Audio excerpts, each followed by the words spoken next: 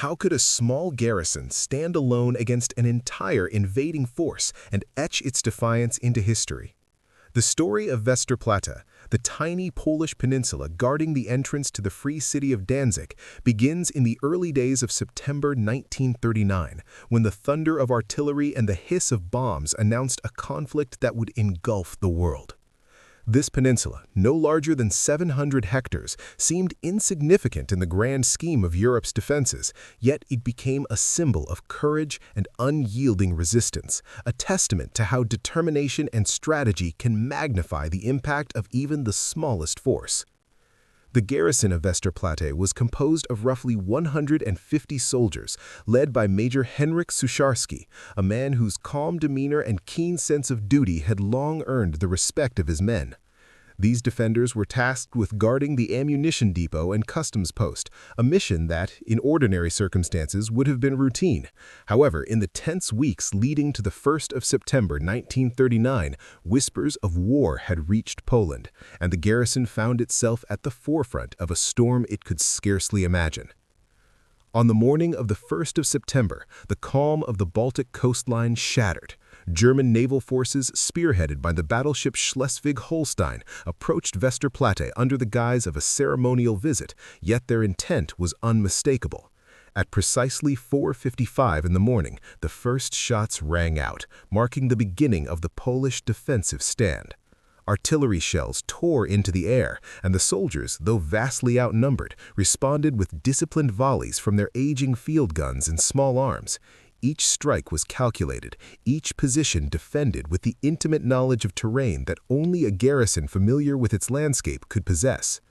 The terrain itself was a silent ally to the defenders. Westerplatte, bordered by the Baltic Sea on one side and salt marshes on the other, offered both natural barriers and strategic points. The defenders utilized these advantages fully, establishing barricades and positions that funneled the German attackers into kill zones where their numerical superiority was mitigated by constrained movement. Every rise and depression in the land, every cluster of trees or building became a stronghold, a point from which resistance could be sustained. In military terms, the garrison leveraged what is known as orography, the study and strategic use of the physical features of the landscape to maximize defensive efficiency. Despite being under relentless bombardment, the Polish forces demonstrated extraordinary resilience.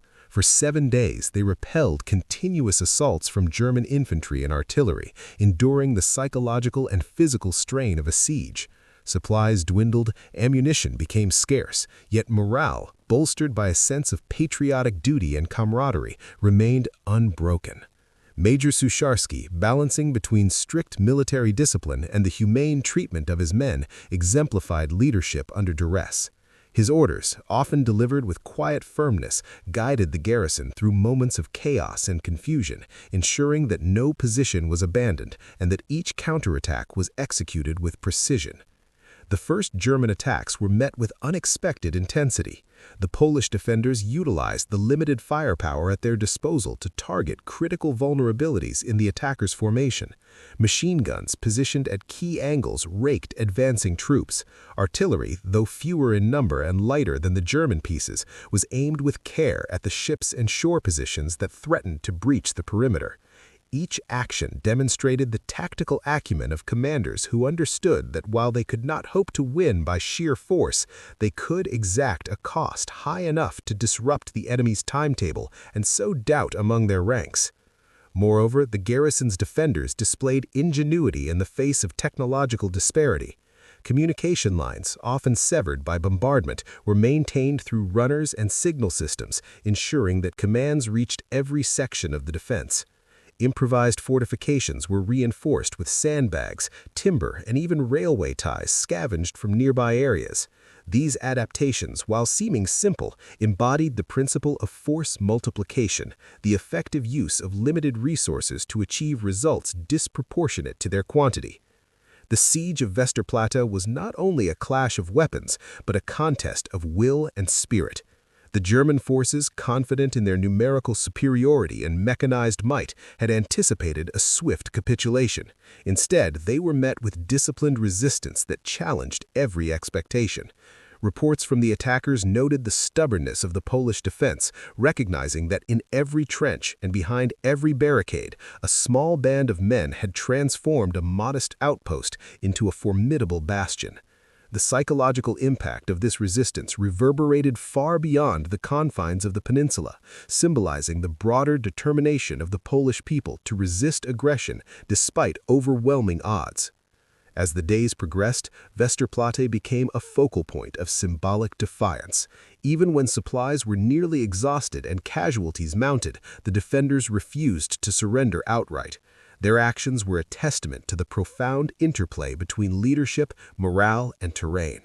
The first resistance of Westerplatte, though ultimately unable to stop the larger tide of invasion, demonstrated the principles of asymmetric warfare, where a smaller, well-positioned, and determined force could delay and disrupt a more powerful adversary. By the seventh day, the relentless pressure of the German assault began to tell.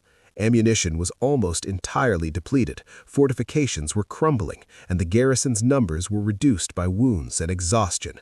Nevertheless, the legend of Westerplatte had already been cemented. The stand of this small garrison was a microcosm of resistance, a story that illustrated how courage, ingenuity, and cohesion could transform a seemingly hopeless situation into a narrative of heroism. The Polish defenders, in facing the overwhelming might of the German forces, not only delayed the enemy, but also provided an enduring emblem of national pride and resilience. The first resistance of Westerplatte endures in memory not merely as a military engagement, but as a profound demonstration of human resolve. It teaches that even the smallest forces, when guided by strategy, determination, and intimate knowledge of their environment, can challenge the mightiest adversaries. Westerplatte remains a reminder that valor is measured not only by victory, but by the steadfastness of spirit in the face of insurmountable odds.